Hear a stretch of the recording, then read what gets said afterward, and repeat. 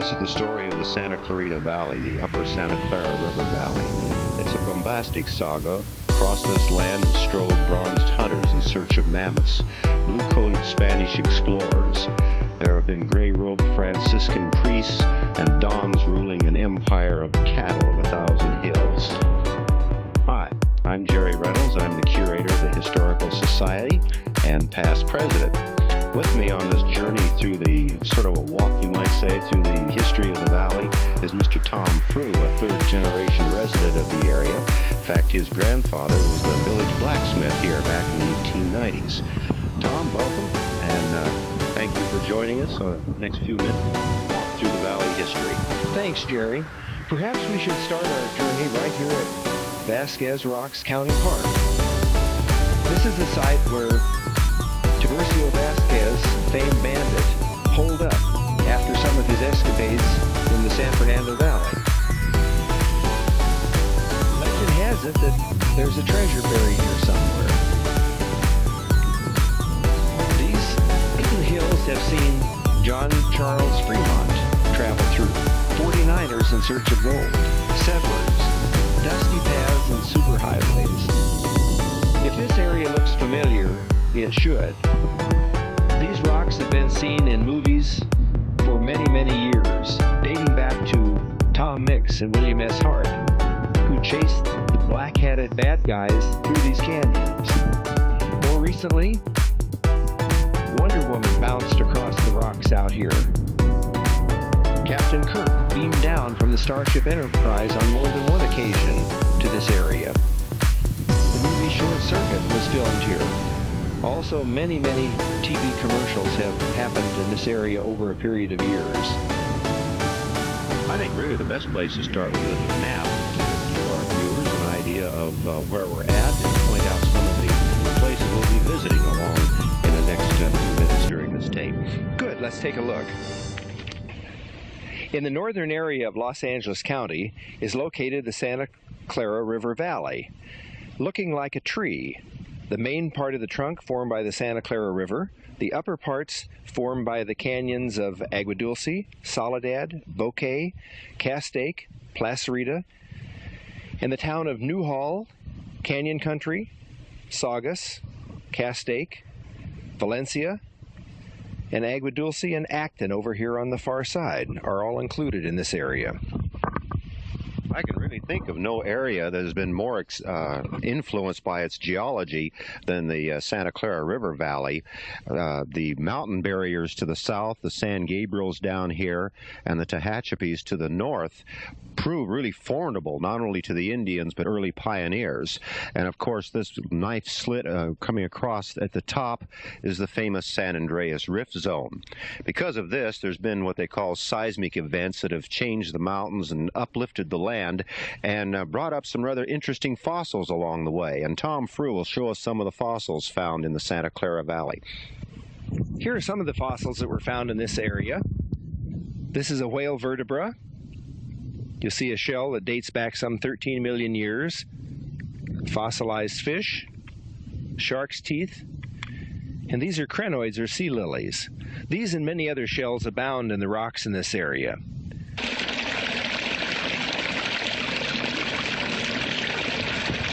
The sound of water, indeed the lure of water. This attracted animals thousands and thousands of years ago. This in turn attracted people, hunters, who may have gathered in this region as far back as 18,000 BC. We don't have any definite evidence of the first human beings to come wandering into the valley. We know that they were here. They were chasing giant ground sloths, mammoths, mastodons, these great ice-age beasts that you would find, say, in the La Brea tar pits. Occasionally, such as a mammoth tusk comes to light around here, and once in a while, a human artifact. Now, you might be just walking along and notice a rock and say, hey, that's just another chunk of rock. But look closely, it's been worked. As I turn it in the light, you can see there are edges on it. This is a heavy chopping stone that would have been used by, human beings who knows how long ago, because of the fact that there's no way to date a rock. But you see it fits into the hand just right. made for a right-handed person. And you have these heavy edges on here. You can break through bones. You can use it for hammering, all sorts of handy devices. Another one, a little bit smaller, would be this, which again you can see there's a groove to fit your finger into. You can use this for cutting skins. It's still quite sharp. You could almost shave with it even today. And again, it just handily fits into your hand just right to be used for a cutting tool, or perhaps for defense if somebody happened to be attacking you. These ancient hunters were driven away by new arrivals, which we nowadays call Tatavium, that popped into this valley about 450 to 500 A.D. This is the same time as the Roman Empire was falling apart. These new arrivals, the Tataviums, we know a little bit more about. We found considerable more relics. For example, around these springs in this flat area, there was a village of perhaps 500 or more people. And certainly they would have been attracted to this area because in their religion they considered water as a source of life. And behind me is a large rock, and oozing from the rock itself a spring. This would have been considered extremely sacred because it was the wellspring, the birth of life. Let's go over and take a look at the rock at Agua Dulce Springs. This would have been considered, this rock that we see here, something of a shrine, you might say a church in modern terms, because of the fact that water was actually oozing out of it. And this would attract Indians from all over the place, probably out in the Antelope Valley and down here for ceremonial reasons. Once it was covered with paintings, those are pretty much gone now, and there are little carvings, niches in the rock. These would have held Indian images, fetishes, you might say, or little statuettes and things like this. There's even a thought that this might be considered something like Lourdes, where people would come and actually, give something to the gods of the waters, you might say, for healing them. So let's go over and take a close look at this rock and the actual water oozing out of the ground. Over the past 1,000 years or so, this valley has been drying up and the ecology has been changing, and it's very rare that you find these springs actually oozing out of the rock, probably because of the heavy rains this year that it's functioning. It gives you some idea of the way this would have looked to the first Indian settlers when they came here to test the waters. Also, I was visited by a Spaniard, Pedro Fages, in 1772. Fages came up Soledad Canyon looking for some army deserters who had run off with a group of comely young Indian ladies, and he stopped by here, tasted the waters, and called them agua dulce, sweet water. And now we're going to go over to another section of the park to be joined by Tom Frew in a discussion of the local Indians, and we'll take a look at some actual rock art. Jerry, what can you tell me about these artifacts? Here's a metate, which would be used for grinding up various edible grains around the area here, buckwheat, and certainly acorns from oak trees. It was the oak acorn that was the staple of the Indians' diet. They would grind it up using metate and a mano, or a handstone, or a pestle, and with this you would create a sort of meal out of the acorns. Then it would have to be leached to get rid of the very bitter tannic acid, and then of course processed into sort of a gruel, which would be eaten. In front of the metate, we have a Indian basket, which is very finely woven, and I think you can pick out some of the designs on it. This again would be made by the native materials around here, such as the grasses and weeds that we see in back of us. All this is resting on a coyote skin, which is also still native to us around here. In the basket, we have a little string of beads. These, perhaps 1,000 to 1,500 years old, are made of steatite, which is a very hard, durable type of stone.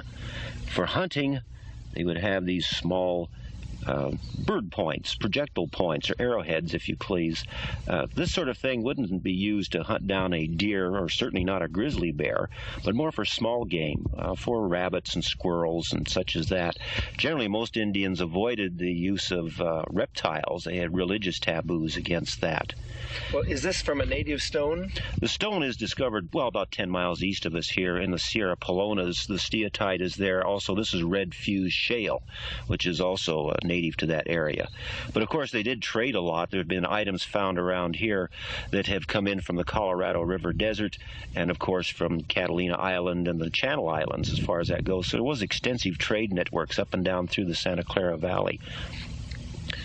Now, in back of the metate, after looking at some of these things, we're able to sort of piece together perhaps the way these people lived 1,500 years ago, 1,000 years ago, but more or less about the time the Spaniards arrived. The women would spend most of their days grinding up acorns on an object such as this, and the gentlemen would be spending their time chipping, which would take an awful lot of time, chipping arrowheads, and then what was left they would be out hunting for game and whatnot. Usually the children would be taken care of by a teenage girl that would leave mom free to prepare the meal all day. Once in a while the men would dress up in some very spectacular costumes. They would put on these bonnets made of condor and flicker feathers and these long iridescent capes that actually shined and glimmered as they walked. These again were made of bird plumage. As for their daily activities, they would be spent in a house such as this, which is made of grass and reeds and sycamores, and this would be called a wickiup. Also, they had an underground dwelling made of earth, kind of like adobe, and this had a bench inside for the people to sit and sleep on. So this is generally the way you would find a typical Tataviam village in the, say, 1500s or whatever. Good. Now let's go look at the pictographs. Yeah, just right side by here, aren't they? Yeah, just right up the hill here. I noticed as we walked up the trail, Jerry, there were dabs of paint along on the faces of some of the rocks, but they didn't seem very well defined. Yeah, well, they're more exposed to the elements, the wind and the rain, and probably wore off. Back here in this overhang, you can see this little sun design back in here, which is protected by this cavern that we're in. It'd be hard to say how old this thing was. Maybe 1,000 years it's been there. Of course, the Indians would use native berries, which would be rather long-lasting. Also on the rocks, you can see other little daubs and chains and ladders and men running around with funny-shaped hands that look like rakes. They say that a lot of tribes, when the boys became initiated into the rites of manhood, they would give them the root of this certain flower, which was a very strong hallucinogen. And the boys would then have these weird psychedelic dreams and paint these things on the rocks after that as part of their rites of passage, so to speak. Probably if we look around a little bit, we can probably find some bedrock mortars around here someplace. Why don't we see if we can? These are very small mortars in the rocks here, Jerry. Yeah, these, if they did use them to grind up datura root, they wouldn't grind up that great of a volume of the stuff. So you would just have a small one. There's sort of scattered around here and there under these rock underhangs. Mm-hmm. And as you pointed out, you just take and grind something up with them. Maybe you can pick up an actual grinding sound. But then, not too far away, there's some other rock paintings over here. Maybe we can pick up on camera. Good. Let's see if we can see them. Jerry, what do you think this is? I really don't know. Some sort of painted figure. The archaeologists always refer to these things as figures with raked hands. And if you can see close on there, you can see there's 4 little raked fingers sticking up. I don't know if it's supposed to be some animal. Lizards to some tribes were sacred. They thought that they carried messages off to the gods. Might be a lizard. Might be a human being. Kind of hard to tell. Just a stick figure. It's amazing that with the berries that they use for dye or paint, that these figures have lasted this long. Yeah, really. And hopefully not too many people will find out about them, or else they'll all be defaced. Yes, that's true. That's too bad. It really is.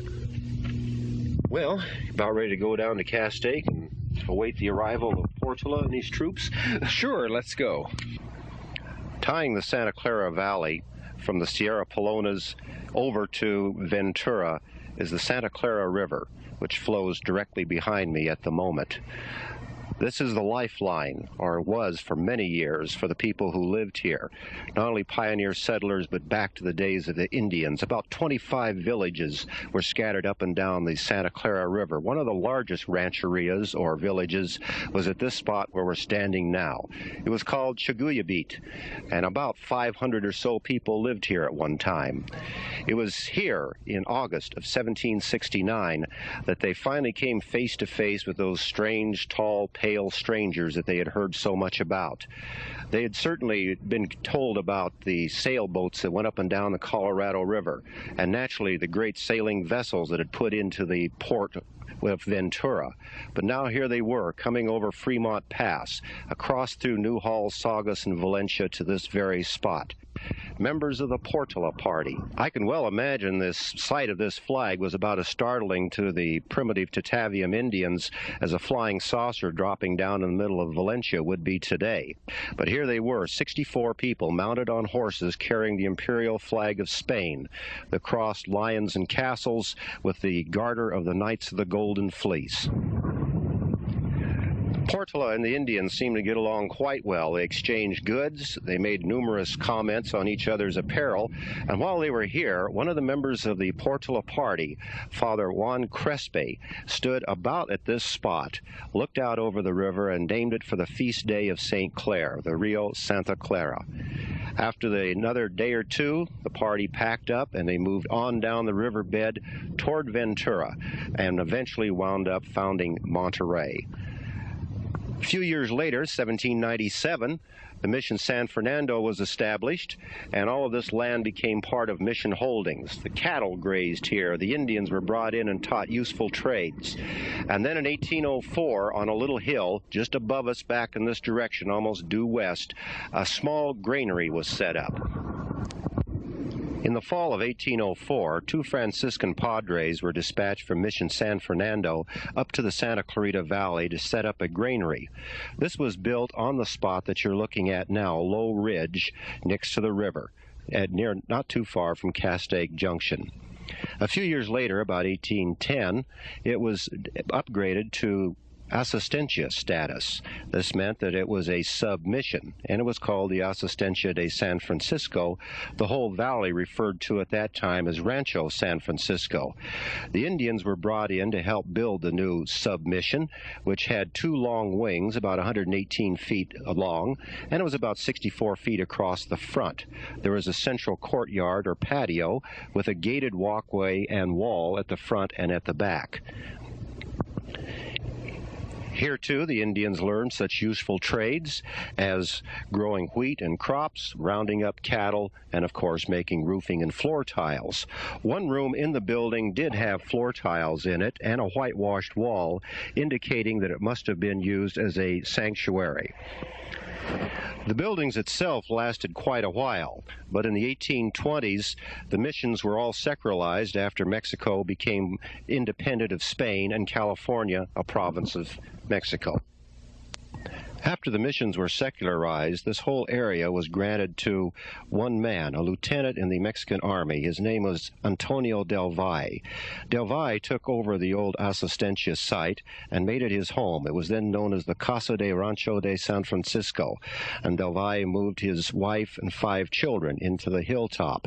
He didn't live long enough to enjoy his new prosperity, but long enough. He owned 48,000 acres, that is everything from Piru Creek clear over to canyon country today. Before you received a grant of land in old Mexican California, first you had to have a map. This map was drawn by a friend of Del Valle's in Santa Barbara, and why it may look to you like sort of a dead cow or an amoeba, actually if you look at it close you can make out exactly what's going on here. At the far left, this line is Piru Creek. The squiggle coming down the center of the valley is the Santa Clara River. The legs sticking up, such as this one, is Castaic. This one is San Francisco, Bouquet, Soledad, and Placerita canyons. See, it all makes sense, doesn't it? Also, you would register your brand. This is the registered brand of the Don's son, Ignacio Del Valle. As I mentioned, Don Antonio didn't have too long to enjoy his rancho. He died in 1842, most of it going to his son, who inherited most of the 48,000 acres that now makes up the Santa Clara River Valley. Now we're standing in the shade of the Oak of the Golden Dream at the north edge of the Placerita State Park. This is the site where Francisco Lopez first discovered gold here in California, a strike that was actually years before the strike at Sutter's Mill. Jerry, why don't you tell us a little bit about that area, about that time, and what was happening? Well, it was the spring of 1842 when the rancheros out here would round up all their cattle, bring them in from the range for branding. And at this time, all the relatives would come out to the ranchos to help out with the roundups and the branding and everything like this. Francisco Lopez was related to Jacopa, who was the widow of Don Antonio del Valle, who had once owned this whole area here. She'd since married and become a Salazar. But anyway, Francisco was out here riding up the canyon. He came up from present-day Newhall area with two companions. Their names were Bermudez and Cotta. Long about noontime, Francisco settled down under this oak tree for a little afternoon siesta. Must have been beautiful in the spring with the stream running down and right directly in back of the tree. And, of course, nice and warm, and he would go to sleep. Later he woke up and decided to pluck some wild onions, either because his wife had sent him after him, and noticing some growing on a hill over here, he wandered off in that direction for the wild onions. Later on, after the rancho broke up, of course, there was the Rainiers that lived here, the Walker family. This was all part of the Walker homestead. Melba Fisher, as you know, was born here in the area, and she recalls playing around the tree, right, Melba? That's right. Absolutely. Yes, this old tree really brings back many happy memories.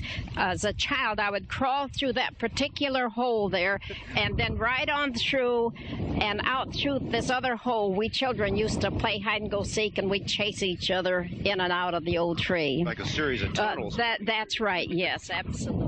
Why don't we go over and see the site where the gold was actually discovered, okay? Yeah, just a few feet up here. Thank you. Now, where is the site, Melba, that you said for the gold was first discovered? Right here, right between these two trees here. Now, how do we establish that this is the exact spot? You were telling me. Yeah, okay, I'll tell you why. Because when they had the dedication way back in 1928, a little lady who was the niece of Francisco Lopez said when she was a tiny little girl, her uncle Don Francisco always wanted to let somebody know the exact spot where he found the nuggets. So he took her by the hand and brought her up here and said, okay, now this is exactly where I discovered the gold, right here. And that was in March the 9th, 1842, of course. Okay? Thank you. Jerry, now we really know where it is. Yeah, and remember, you heard it here first. That's right. Can't you just imagine the color and drama that went on here? The clatter of sabers rattling as horsemen rolled across these plains, horses pounding, and troops lined up in long lines in front of the barracks. Here would come the Butterfield Overland stagecoach clattering and rattling over the pass. Here, too, grizzly and grizzled old prospectors on their way to the Kern River gold rush. Long lines of Conestoga wagons bearing homesteaders and other settlers to the west. And over it all, the mighty Fort Tejon, nestled in the valley with the green hills surrounding it. It is a beautiful location and steeped in a dramatic history. We're standing here next to the historic old Mitchell adobe located on Lost Canyon Road at Sand Canyon in Canyon Country. It was built by Colonel Thomas Findlay Mitchell in 1860. Mitchell himself lived an interesting and colorful life. He was born in Virginia in 1827, came to Texas with his parents, and during the Mexican-American War was elevated to the rank of colonel by no less a personage than General Sam Houston himself. After the war, Mitchell came to California. He panned for gold up on the American River, settling in San Bernardino, where he met his wife, Martha, who had come across the country in a wagon train. A few years later, the year of 1860, the couple came out here. They built this small adobe home, and here they settled down to raise horses, cattle, and children. Martha was sort of a school teacher, and she started teaching some of the neighborhood children in this small adobe house. These included such people as the Cunos and the Langs. John Lang lived about a mile and a half down canyon from where we're standing now at a place called Lang Station. Between Mrs. Lang and Mrs. Mitchell, they would operate 6 months here and 6 months at Lang's, establishing what became known as the Sulphur Springs School District. It is the second oldest school district in the county, and this building may be the oldest existing schoolhouse in Southern California. In the old days, before the Civil War, when you arrived in the Santa Clarita Valley, you either went over the top of the mountain and came crashing down the far side, or you employed the services of Henry Clay Wiley's Windlass. This is a painting of Wiley's Windlass. Henry Clay opened a saloon and stage stop down at the base of what would later be called Beale's Cut or Fremont Pass. And to get there, you were actually lowered on pulleys down the side of the hill, sort of swinging between heaven and earth. By the time you arrived at Mr. Wiley's stage stop, even if you were a confirmed teetotaler, you probably needed a drink after that. Henry Clay Wiley sold his establishment to twin brothers from Machias, Maine, Sanford and Cyrus Lyon. Lyon was the more adventurous of the two, Cyrus that is. He got himself involved in several shooting scrapes in Los Angeles and was quite a noted lawman. Sanford was a little more sedate. Together, though, they ran the Lyon Station stage stop, which became quite a well-known hostelry in early California. Edward Fitzgerald Beale was born in Washington, D.C., the son of a long line of naval heroes. It was no accident that he entered the Naval Academy and became a midshipman serving during the Mexican-American War. He made the famous long crawl from the Battle of San Pasqual out to San Diego to relieve troops as a very young man. Later in life, he established the Tejon Cattle Empire. It was 300,000 acres, stretching from modern-day Gorman almost to Bakersfield. Beale, when he was asking for his reappointment as Surveyor General of California, must have rankled President Lincoln just a little bit, because Lincoln replied, "I will not have a surveyor who becomes monarch of all he surveys." Poor Beale was promptly fired, but he had other things on his mind. Beale went down and talked with the Board of Supervisors for Los Angeles County. They agreed to give him $5,000 to improve the road between Los Angeles and Bakersfield.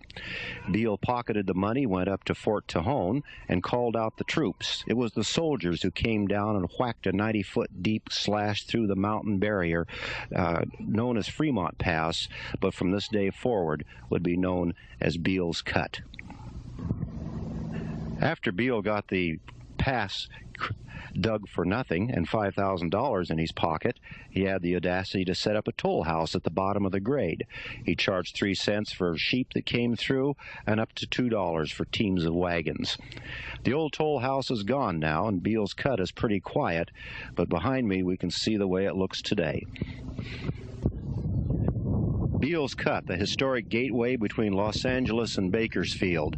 For years, the only way you could get out of town was through this cut. Originally, the Spanish explorers called it El Camino Viejo, the old road, later the San Fernando Pass. Finally, Fremont Pass, when John Charles Fremont popped over there and came down this way, and later Beale's Cut, when General Beale had the troops from Fort Tejon dig the cut that you're looking at now. It was the route of the Butterfield Overland Stagecoach from St. Louis to Los Angeles, only 21 miles. Earlier than that, in 1854, was the route taken by Phineas Banning, supplying Fort Tejon and also the Kern River Gold Rush. Finally, the old road was bypassed in 1910. A tunnel was built, and then that too is gone. 1939, they took the tunnel away, and now the whole thing is bypassed by Sierra Highway, which is to my right, and by Interstate 14, which is to my left. And now Beale's Cut lays lonely, forgotten, wind-blown, a relic of the past, a gateway to nowhere. Tiburcio Vasquez. And what a more fitting place to look at a picture of this famous outlaw than here in the center of Vasquez Rocks, site of a county park. This is a place where you can bring your family to enjoy a picnic and think of all the exploits of famous Tiburcio that happened over the years. Tiburcio, born in Monterey, California in 1835, started his career at a fairly young age. At age 16, while attending a dance, a constable was killed, and he and his friends took off and went on the lam. His career spanned approximately 20 years throughout the state, from northern to southern California, and back and forth between. This was one of his hideouts here in the rocks. Jerry, perhaps you could tell us a story or two about Tiburcio. Well, Vasquez, I guess, was most famous for his hit-and-run guerrilla-type warfare that he practiced. He put together a small band of outlaws, and they would raid through Southern California, then they'd disband and hide. And then they'd pop up again in Central and then again in Northern California, each time with a different group of people. His most renowned exploits were taking the city of, or I shouldn't say city, it was a village then, of Tres Pinos, and also the village of Kingston. These were both in 1873. Kingston, he actually took over the whole town, tied up all the male citizens, then calmly walked out with everything that wasn't nailed down. The governor was so excited that he put an $8,000 bounty on Vasquez's head, but it was still quite a while before he was finally run to ground. That happened down here in North Hollywood, and partly because of his interest, you might say, in women. Vasquez's romantic liaisons were legion. There was a lady down in Los Angeles by the name of La Canea, which he seemed to enjoy. That means rabbit in Spanish, and I guess the less said about that, the better. Vasquez was visiting with a friend, Greek George Allen, down in North Hollywood. When the Greek made a mistake, he went to town and left his wife there to entertain Tiburcio. She was doing such a bang-up job of it that he never noticed that a sheriff's posse surrounding the place, so he was captured. He was taken to town with all the fanfare of a modern hero, you might say. And it's kind of hard to believe in this day and age that women would actually go into his jail cell and hang doilies on the tables, put lampshades in and hang curtains by the windows, and that men would bring him bottles of whiskey, or that the sheriff would let him get away with it. But they actually did. Might be interesting, there's some photographs here, if you can get in on them, which were taken of Vasquez after his capture. And the interesting thing about him is that Vasquez called in a photographer, and the man took the pictures, and then Vasquez had postcards made and sold them for 25 cents a piece. Also, on the other side of this, we have another postcard that was made up showing Sheriff Rowland up here at the top, the little house where Vasquez was captured and the men who captured him. Unfortunately, Tiburcio was buried in 1875 after being hung, and the lower part down here shows an actual invitation to the hanging of Tiburcio Vasquez. It was a social occasion. Oh yeah, a big event, you know, bring the wife and kids and a picnic lunch and watch a guy get hung. There are tales even today of buried gold out here at Vasquez Rocks, which I really seriously doubt. I think that he spent it far faster than he took it in. And for those that like little tales of the supernatural, there have been years legends of the place being haunted, of a small Mexican man riding around on a big Palomino horse after hours through here. And maybe so. It's an interesting story anyway, isn't it? Yeah, you can go on with Vasquez stories for hours and hours, but I don't think we have that much time. Okay, thank you, Jerry. We'll see you. An interesting place, isn't it? And think of all the legends and all the stories that center in this area. Let's go on to something else.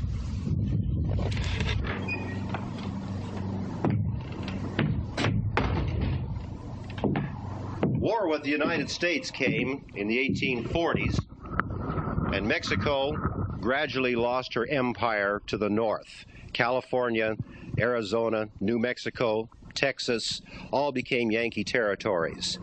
John Charles Fremont marched down from Northern California, camped here for 3 days where we're standing now, helped himself liberally to some cattle and grain, then marched over the hills below us through Fremont Pass to North Hollywood. There he met with General Andreas Pico, accepting the surrender of California in what is known as the capitulation of Cahuenga. California, by 1850, was part of the United States of America. Of course, this was the era of the Great Gold Rush. The only contact we had around here with the Great Gold Rush up north was two men, William Manley and John Lewis, who came walking in 250 miles across blazing desert to the Del Valle Rancho here to get aid. They were given food and fruit, horses, and back out across the plains they went, through the mountains and deserts to rescue what was called the Bennett Arcade Party. These people were saved through Del Valle generosity, and as they left, they turned around and said, "Goodbye, Death Valley," and that's how the valley got its name. Other than that, the Del Valles lived pretty much the same as they had before. Under the treaty negotiations with Mexico, the natives here were granted full rights to all their property. The only catch was they had to prove that they owned it, and this proved very costly. Litigation sometimes drug on for years. It was all right when times were good, but during the 1860s, a disastrous drought struck. At this time, many of the cattle died, thousands and thousands of head of them. In Los Angeles County alone, 78% of the cattle herds were wiped out because of drought. The Mexican ranchers then began selling off their properties, and this is when the Yankees took over. No exception was the Rancho San Francisco. It went through a number of owners until 1875, when an auctioneer from San Francisco arrived. His name was Henry Mayo Newhall. A few years later, in 1878, he built this home that we're at now. He was added on to in the 1890s by his son, Henry Gregory Newhall, and was always the home, the ranch house, the headquarters of the Newhall Ranch, later known as Newhall Land and Farming Company. It has undergone alterations and improvements. There was electricity in it. Down here you can see where gas was added, pumped into it at a later date. It was thoroughly modern and occupied, at least by the ranch foremans, until the 1960s, when the property was taken over by Magic Mountain. Since then, it's pretty much gone downhill, and you can see it's in a rather dilapidated condition today. We're sitting here in the living room of the Newhall home in Peru this afternoon. I'd like to introduce to you Scott and Ruth Newhall. Scott is the great-grandson of Henry Mayo Newhall, for whom our town was named. What can you tell us about your family, Scott? Or Ruth, whichever would like to respond. Well, Ruth actually probably knows a little more about it because she's written a book on the subject. And all I've done has been heard all the family legends and so on and so forth. But I can tell you I've heard a great deal about my great-grandfather, but I never had the pleasure of meeting him because he was somewhat older than I. But I met most of his sons, who were also very much involved with the ranch down here. Mm-hmm. And now we've come along to about the third or fourth generation, and by this time, as you know, it's, from shirt sleeves to shirt sleeves, in this case 4 or 5 generations, but here we all are.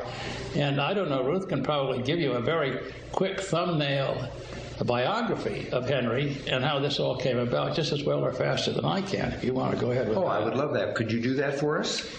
Yes. Where did I think you have heard from some other people? Where did they tell about the Del Valle Rancho? No, we really didn't go into that. That's where the property originated from. Yes. Yes, Del Valles? I think the background of it is that the most of California, Southern California, was divided up into Spanish or Mexican land grants. And this particular area, the Santa Clarita Valley, all the way down to Peru, was granted to Antonio Del Valle, who was in charge of distributing the land that had belonged to the San Fernando Mission. Now, this was in 1839, while this territory was still a part of Mexico, and the Del Valle family took possession of the Santa Clarita Valley as their private estate. Antonio, unfortunately, died a year after he got it, but his heirs lived on, and this huge 48,000-acre ranch, that's 75 square miles, extended. Well, they didn't survey it very carefully. They just sort of assumed that the whole Santa Clarita Valley, from about the opening of Soledad Canyon all the way to Peru, belonged to the Del Valles. Then when California became a state, it was surveyed, and the ranch went sort of from hilltop to hilltop If you stand in the middle of the valley and look both ways, it went to both mountaintops, down to Peru and up today to up Soledad Canyon Road to and Bouquet Canyon, about to where the aqueduct crosses. Oh, yes. The big pipeline that comes across. That is about the terminal side of the formalized land grant. You see, after California became a state, all the land had to be surveyed. The Del Valles had their title confirmed just in time to go broke, as nearly all the California rancheros did. They overspent buying luxuries, their crops failed, they went through a drought, and they had to sell. Well, the crops were mostly cattle, and when it didn't rain, then the crops failed. Yes, that was it. The cattle. The cattle and a little bit of corn for the household, but basically cattle was what they raised. This was a cattle ranch, and thank you for correcting me. It's a good crop. It's a better crop when there are oil wells on which the cattle can graze in the shadow of the derricks, but that comes later. Yeah. Anyhow, the ranch was sold at and an oil company, you brought it up at the right moment, an oil company bought it, but they didn't pay for it. They just paid a down payment like so many large land deals, and they didn't discover oil on it. And the oil was all over the hill in Pico Canyon, and they thought. And so they didn't find any oil, and they defaulted, and it went up for a sheriff's sale in 1875. All right, I'll go back a little bit, may I, with Henry Mayo Newhall, please, which you asked about in the first place. Here we have this land sitting here, and now I'll go back to Henry Mayo Newhall, who was a man born in Saugus, Massachusetts, in 1825. Now, his family had been, at that time, in Saugus for 8 generations. Saugus, Massachusetts. Saugus, Massachusetts, yes. His family had come there 195 years before he was born. He was the 8th generation to be born there, and it's a miracle he left because none of his ancestors ever did. But apparently he was footloose, got restless, moved out, went to the Philippines as a cabin boy, came back, did all these things beginning at age 13, so that he was 25 and had lived in Philadelphia, in Georgia, and finally in Tennessee, which was then the great frontier, when gold was discovered in California. And at that point, he joined the gold rush. And he left his bride. He got married about 2 months before he left and headed for California via the canal. Now, he had made a lot of money as an auctioneer. Those were the days when they did not have wholesale dealers on the frontier. All they had were wagon trains that would arrive with goods, and then a local auctioneer took care of selling them, selling whatever the wagon. They never knew what was coming. And so the auction business was the wholesale business of the day. And the ships. Well, that was, I'm talking about Tennessee now, yeah. When he came to California, of course, the same thing prevailed, except the goods came by ship. There was no railroad. He didn't find any gold, but he found that his talents as an auctioneer were very much in demand as these great shiploads of merchandise would arrive and needed someone very experienced to sell them. He was 25 years old and almost immediately began making a fortune. He eventually was the president of a company that built the first railroad out of San Francisco. The Southern Pacific Company bought it when he was about 45, and he began to look around for new fields to conquer. He had been very successful. He had $2 million in the bank, and he wanted to invest it in something, and he decided to invest it in land. He bought about 8 California ranchos. Among them, the Rancho San Francisco, which... Is this one? Yes, one we're discussing. Yes, this one. It's the Rancho San Francisco. The Del Valle Ranch here was called the Rancho San Francisco. And he bought it at auction for $5 an acre. As I said, it was 75 square miles. And he immediately decided he was going to make a great success out of it, that he would start growing crops. He grew some very successful crops. And then he died. He died in 1882. Meanwhile, the first thing he had done when he got the ranch was to deed a right-of-way through for the Southern Pacific, which was looking for a way to get trains from San Francisco to Los Angeles. Mm-hmm. They had got them as far as Mojave and didn't have any way to get them into Los Angeles. So he deeded the right-of-way, which is where the present tracks are, coming down Soledad and up over through where the present town of Newhall. And at the time, it was also customary to deal to the railroad a township, a square mile of land on which a town could be built.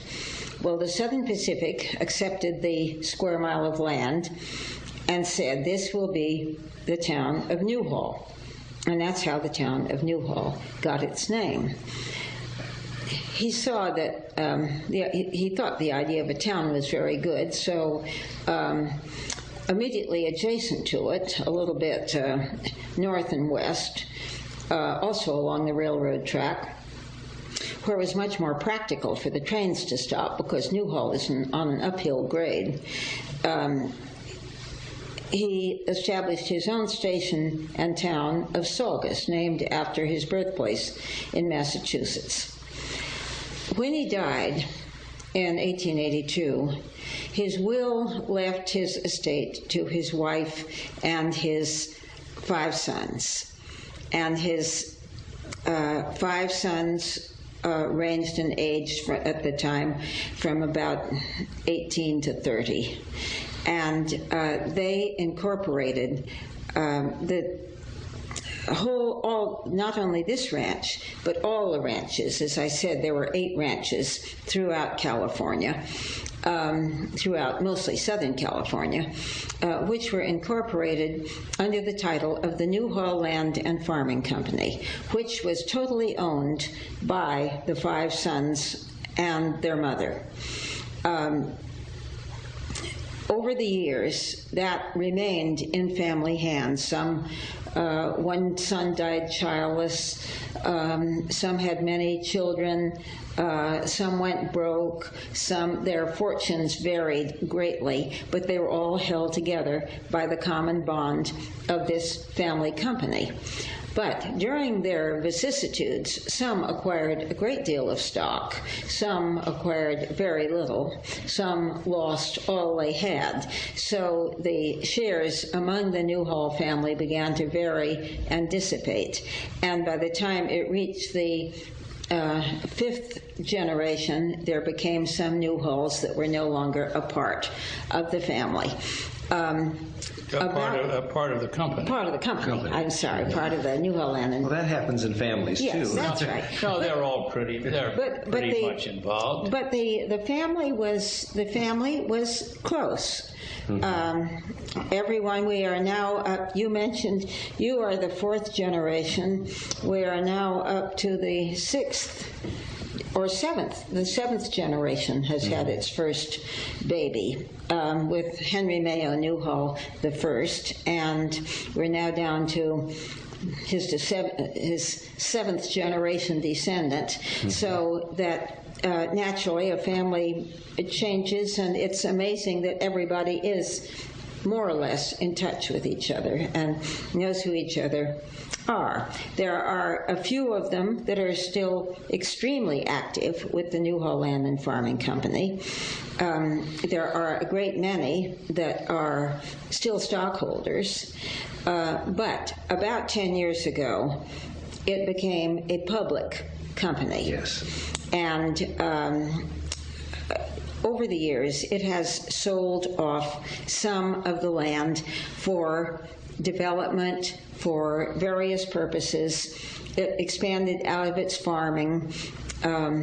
It just generally has grown and changed, and that is Henry Mayo Newhall's legacy. When Henry Mayo Newhall bought the place that would later become known as the Newhall Ranch or Newhall Land and Farming Company, he might have known something that few people knew at the time, and that was that the railroad was coming right up through the Santa Clarita Valley. It was in 1876 when they built between Los Angeles and San Francisco. Along the way was the great San Fernando Tunnel, boring through the mountains at 6,950 feet. It was the third longest tunnel in the world at the time. Out at Lang Station in Soledad Canyon, 5,000 Chinese hammered their way up one side and down the other of the Soledad Canyon, finally coming together at a place called Lang Station. There a golden spike was driven by Charles Crocker on September the 5th, 1876. After that, everybody went down to Los Angeles for a grand feast at the big hotel, and from then on, trains, engines, cars have rolled up and down the Santa Clarita Valley. The engine I'm standing on is part of that heritage. It was built in 1900 in Schenectady, New York. Southern Pacific ran it up and down here for 57 years. Then it was sold to Gene Autry. He used it at his Melody Ranch for a number of movies and television shows, and then, well, it sort of went through a fire and became somewhat abandoned, disoriented, and finally it was donated to the Santa Clarita Valley Historical Society, where it's presently being renovated. In 1887, Southern Pacific Railroad built a train station up at the junction of its line with the Ventura spur line that ran clear up into the Santa Barbara region. A station called the Saugus Depot was established at that time. Since there was already a Newhall, the station was named for the birthplace of Henry Mayo Newhall, Saugus, Massachusetts. The first station agent was a fellow named Alexander Isaac Frazier, who lived in the top part of the station, that upper part that you can see down below us there. There are a number of notable visitors at one time or another, including President Benjamin Harrison, Theodore Roosevelt, and Herbert Clark Hoover. Finally, Southern Pacific abandoned the station, and it was going to be torn down until the Historical Society got involved with it. Through a tremendous community outpouring, some $60,000 was raised, not only by big corporations donating huge sums, but little kids kicking in nickels, dimes, and quarters. The station finally moved 3 miles down the road from Saugus to its present location in William S. Hart Park, Newhall. It is now open on weekends as a museum, and if you'd like, we'll go down and we'll take a look inside of the Saugus Depot. Scott Newhall has discussed his illustrious ancestor. We have seen the trains coming into the Santa Clarita Valley.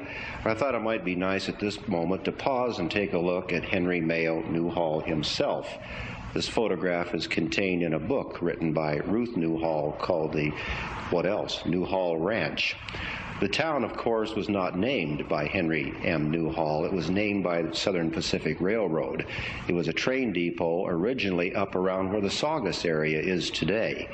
Because of a declining water supply system, the whole town moved southward in 1878 and relocated at what is now Market and Railroad Avenue. Behind me are some pictures of old Newhall on the wall. This is a lithograph done in 1878 showing what is supposed to be downtown Newhall.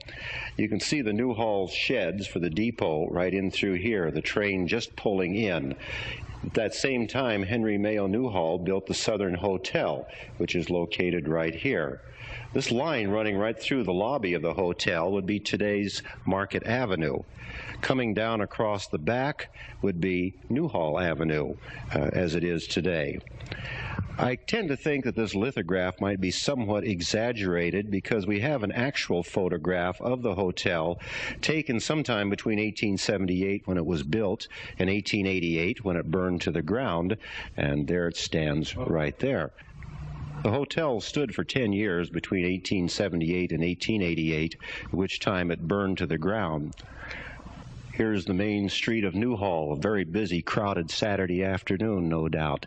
The little structure way back here in the back, way outside of town, so it would be away from civilized folks, is the schoolhouse. That school was built in 1887 and burned down in 1890, so we know approximately when the photograph was taken.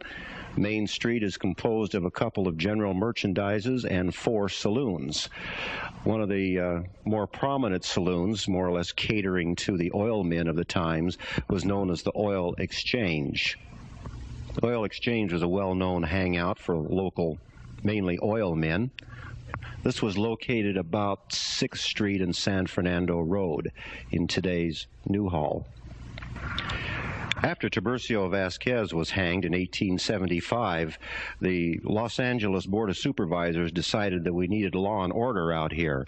At that time, the Soledad Judicial District was established, and the first judge of the Soledad was John F. Powell, a native of Galway, Ireland. Powell had been ranching over in the Big Rock area, did such an outstanding job making treaties with the Indians that they brought him in here to handle the Soledad Judicial District, which was actually established May 5th, 1875. The photograph you're looking at shows the judge right here with his wife, Flora, and their children out gardening at the house next, in fact, right across the street from the Saugus train depot. The judge lived for many years, finally passing away in 1923. He was the oldest judge in the Los Angeles judicial system at the time of his death. Meet Mr. Ed Pardee, who came to the Newhall area from Philadelphia, Pennsylvania. He was involved in oil drilling out there and was asked by Charles Alexander Metry to come to Pico Canyon to help with the drilling operations in that region. Ed moved into town about 1897 and bought this house. It was called the Good Templars Lodge. And if you look behind Ed's head, between he and the horse, that building is still standing on Market Street in Newhall. It's our present Santa Clarita Valley Chamber of Commerce office. Ed had a good eye for horse flesh and actually owned the livery stable here in town. Ed's livery stable certainly seemed to be the place to be in the 1890s and early 1900s. This was located on Railroad Avenue, about directly behind the Newhall hardware store today. The last of these pictures in a row was taken along about 1910 in downtown Newhall. The general merchandise store was originally built by George Campton. It was the first store in Newhall and dates back to 1876. By 1907, he sold out to Nick Lindenfield and Frank Lendell, and it looks just the same as it did in the 1870s. But here we are, strolling down Newhall Avenue along about 1910. In 1887, Newhall got a neighbor 3 miles up the road, in fact, in the very spot where Newhall used to be. The Saugus train station was built at that time when the spur line was connected over to Ventura. His photograph was taken along about 1910 or before.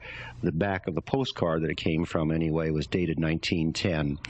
Saugus Station was sort of a self-contained community, you might say. Shortly after it opened, there was a little business established called Tollefree's Eating House. In 1898, Tollefree's sold out to the Woods family, and this was the beginning of what today is known as Saugus Cafe. Here's the Woods family standing out in front of the Saugus station and also their Saugus Cafe. That's Martin Wood on the far left, Richard Wood, and their wives. Just behind this picture, we have a second shot of the Saugus station taken shortly after the Woods family took over, which you can see right here. In fact, there's Martin Wood standing out in front of the station, greeting travelers.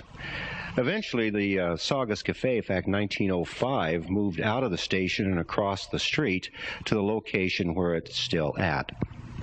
For a great number of years, the south end of Saugus, at least, was known as Surrey. Ori Burkaw built the Surrey General Store and hotel and one thing and another down there. There was postmarked. There's a lot of letters floating around from Surrey.